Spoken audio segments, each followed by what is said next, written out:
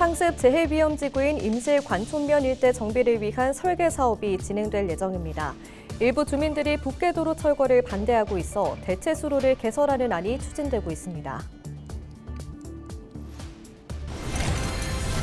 부안 지역 오리농장에서 H5형 조류 인플루엔자 항원이 확인됐습니다.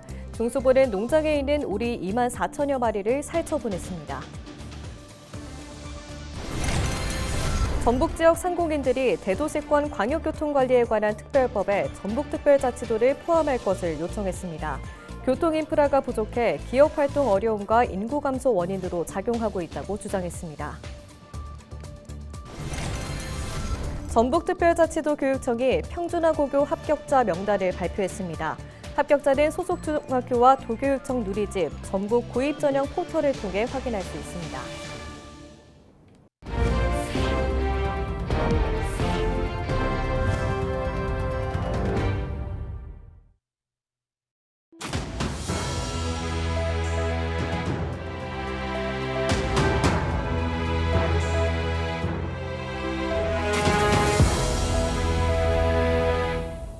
시청자 여러분 안녕하십니까? 헬로티비 뉴스입니다.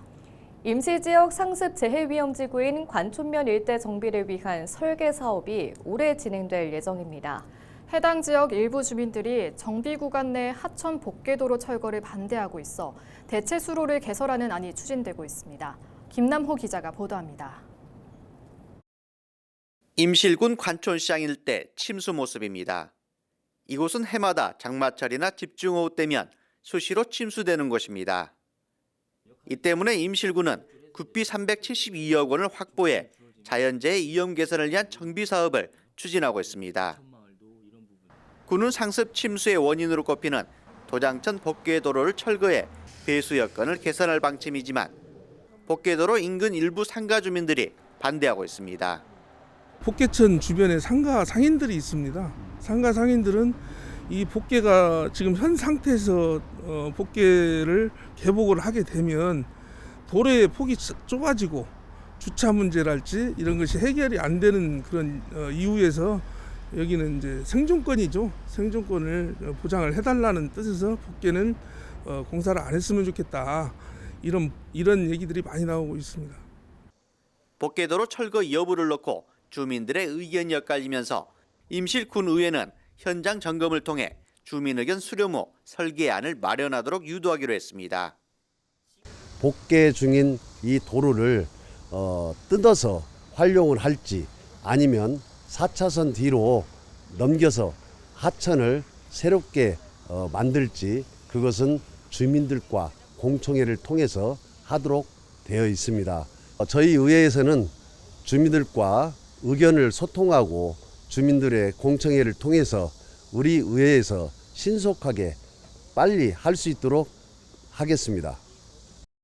임실군은 일부 주민들의 민원 발생으로 기존 도장천 복개도로 철거가 어려울 경우 국도 17호선 인근에 저류지를 조성한 후 분기 수로를 추가 개설하는 안을 별도로 추진할 방침입니다.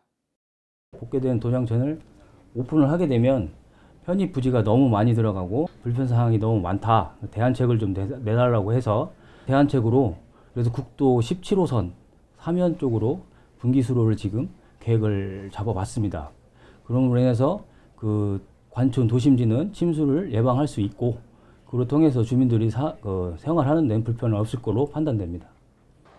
임실군은 주민 협의가 완료될 경우 올해 중 설계와 심의를 거쳐 내년 1월부터 공사를 시작할 계획입니다.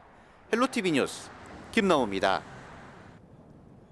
부안 지역 유경오리 농장에서 H5형 조류 인플루엔자 항원이 확인됐습니다. 고병원성 조류 인플루엔자 중앙사고 수습본부는 10일 부안군 줄포면의 한 유경오리 농장에서 출하 전 예찰 검사에서 H5형 항원이 검출됐다고 밝혔습니다. 중수부는 고병원성 여부에 대해 정밀 검사하고 농장에 있는 오리 2만 4천여 마리를 선제적으로 살처분하는 등 방역 조치하고 있습니다. 전북 지역 상공인들이 대도시권 광역교통관리에 관한 특별법에 전북특별자치도를 포함할 것을 요청하고 나섰습니다. 전북상공회의소협의회는 10일 대광법 개정 건의서를 우원식 국회의장과 권영세 국민의힘 비상대책위원장, 이재명 더불어민주당 대표 등에게 보냈습니다.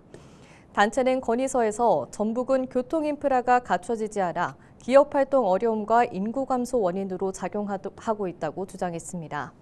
단체는 또 국가 균형 발전을 위해 특별자치도의 도청 소재지와 그 생활권을 대도시권에 포함하도록 대광법을 개정해달라고 강조했습니다. 전북특별자치도 교육청이 평준화 고교 합격자 명단을 발표했습니다. 전북교육청은 올해 평준화 지역 일반고와 자율형 공립고 신입생 모집 정원은 총 9,005명이며 지원자는 9,218명이었다고 밝혔습니다. 이 가운데 합격자는 8,933명으로 파악됐습니다. 전북교육청은 오는 14일 오후 2시 교육청 강당에서 합격자 학교 배정 공개 추첨회를 진행할 예정입니다.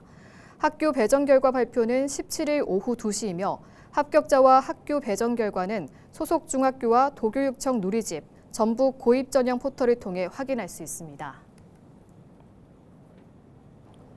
10일 수도권을 비롯한 전국 곳곳에 한파특보가 내려졌습니다. 아침 최저기온이 영하 10도를 밑도는 강추위가 계속되면서 한랭 질환 환자도 급증했는데요. 이번 추위는 주말인 10일부터 한풀 꺾여 다음 주 초쯤엔 평년 기온을 회복할 전망입니다. 정승환 기자입니다. 높이 50m의 폭포가 거대한 빙벽으로 변했습니다. 최저기온이 영하 10도를 밑도는 강추위가 이어지면서 폭포수도 꽁꽁 얼어붙은 겁니다. 이날 아침 최저기온은 서울은 영하 12도, 대전은 영하 13도, 춘천은 영하 19도로 뚝 떨어졌고 전주와 부산도 영하 10도 아래를 기록했습니다. 최저기온 영하 10도 이하의 추운 날씨가 며칠째 이어지면서 하천은 이렇게 돌로 내리쳐도 깨지지 않을 만큼 꽝꽝 얼어붙었습니다. 거리로 나선 사람들은 두꺼운 외투에 마스크와 모자까지 쓰며 중무장했지만 추위를 피하기 어려웠습니다. 얼마나 추운지 이렇게 꽁꽁 싸매고 기도 싸매고 이렇게 꽁꽁 너무 추워가지고 싸매고 돌아다닙니다. 살을 애는 듯한 매서운 추위에 거리를 다니는 사람들도 눈에 띄게 줄었습니다. 너무 추워서 사람들 지금도 보시다시피 안 다니잖아요. 어제하고 또 오늘하고 또 틀려요. 동장군이 위세를 떨치면서 한랭질환 환자도 급증했습니다. 강원도 원주시 태장동 한 편의점에서는 지난 9일 외부 의자에 앉아있던 80대가 저체온증으로 목숨을 잃었습니다. 지난달부터 이달 8일까지 발생한 한랭질환 환자는 140명을 넘어선 것으로 질병관리청은 집계했습니다. 저체온증을 예방하기 위해서는 두꺼운 옷을 한 겹만 입지 마시고 여러 겹을 착용해서 체온 보호를 하셔야 합니다. 야외활동 시 장시간 저온 환경에 노출되지 않도록 하고 과도한 음주는 추운 장소에서 잠이 들 수 있기 때문에 이번 추위는 일요일인 12일부터 한풀 꺾여 평년 기온을 회복했다가 다음 주 후반부터 다시 추워질 전망입니다. 북서쪽에서 남하하는 찬 공기의 영향으로 내일까지는 평년보다 낮아 춥겠습니다. 12일부터는 평년 기온으로 회복이 예상되지만 다음 주 후반 16일에는 아침 최저기온이 서울은 영하 9도, 춘천은 영하 15도로 다시 한번 기온 하강이 예상되니 각별히 주의하시기 바랍니다. 헬로티비 뉴스 정승환입니다. 정성주 김제시장이 시설감자 주산지인 김제시 광활면 일대를 찾아 폭설과 한파 피해 실태를 살피고 작황을 점검했습니다. 정 시장은 10일 광활면 감자 재배시설을 둘러보며 현장 농가의 애로사항을 들은 뒤 농업기술센터에 즉시 조치해줄 것을 지시했습니다. 또 생육이 정상적으로 회복될 때까지 적극적인 현장 지도를 통해 피해를 최소화할 수 있도록 해달라고 당부했습니다. 고창에서 동학농민혁명의 선봉작인 전봉중 장군 탄생 169주년을 기념하는 행사가 열렸습니다. 고창 문화의 전당에서 10일 진행된 행사에서는 심덕섭 고창군수와 전국 동학농민혁명 유족 등 700여 명이 참석했습니다. 고창에는 전봉준 장군의 생가터와 동학농민혁명을 알리는 포고문을 발표한 무장기 포지 등이 있습니다. 남원시가 교통사고 위험성이 높은 6대 불법 주정차 금지구역 단속을 강화합니다. 남원시는 공설시장과 남문로 등 시내 주요 구간의 6대 불법 주정차 금지 구역에 CCTV를 추가 설치할 계획이라고 밝혔습니다. 시는 계도 기간을 거친 후 해당 지역에서 불법 주정차 집중 단속을 벌일 예정입니다. 남원시에서는 6대 불법 주정차에 대한 주민신고제와 집중 단속을 적극 실시하여 건전한 주차 문화가 정착될 수 있도록 하겠습니다.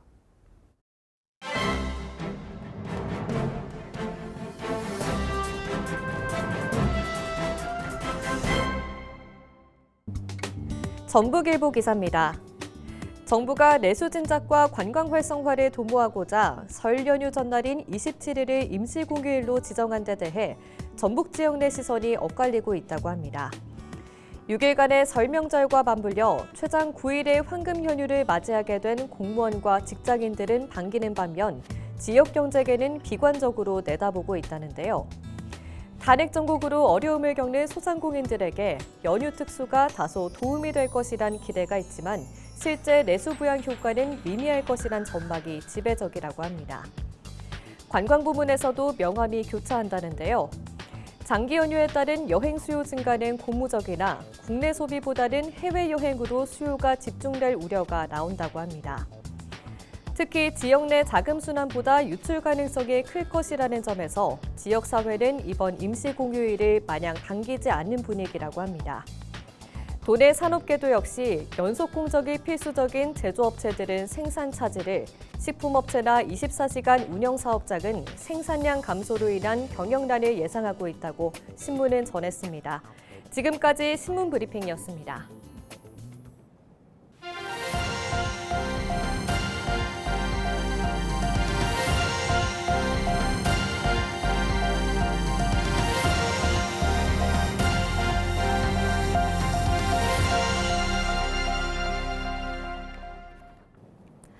임실군이 올해부터 치매 치료 관리비 지원을 확대합니다. 임실군은 기준 중위소득 140% 이하로 제한했던 치매 치료 관리비 지원 기준을 소득 기준 제한 없이 확대해 지원한다고 밝혔습니다. 지원 신청은 처방 전, 통장 사본, 신분증 등을 지참하고 임실군 치매 안심센터로 방문하면 됩니다. 치매 치료 관리비 지원 사업을 통하여 지역사회 치매 돌봄 강화와 치매 환자 가족의 경제적 부담을 줄일 수 있을 것으로 기대합니다. 더불어민주당 전북특별자치도당은 박정훈 전 해병대 수사단장의 1심 무죄 판결에 환영한다는 입장을 밝혔습니다.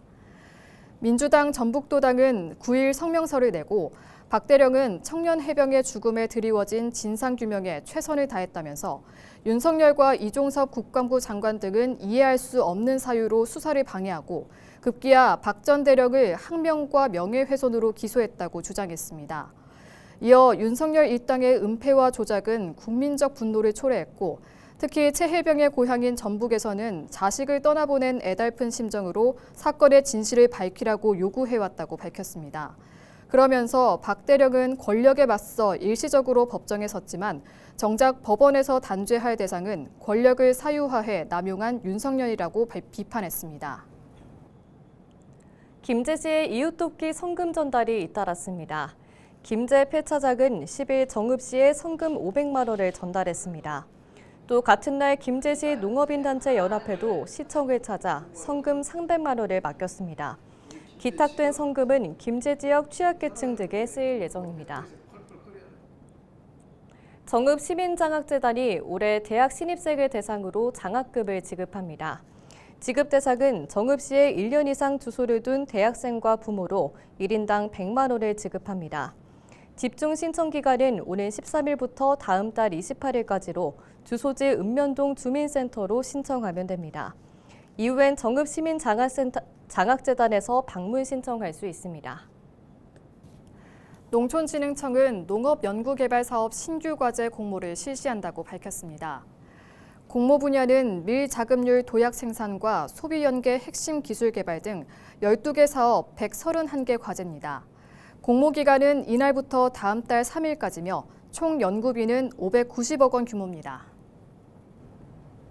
이상으로 뉴스를 마칩니다. 시청해주신 여러분 고맙습니다.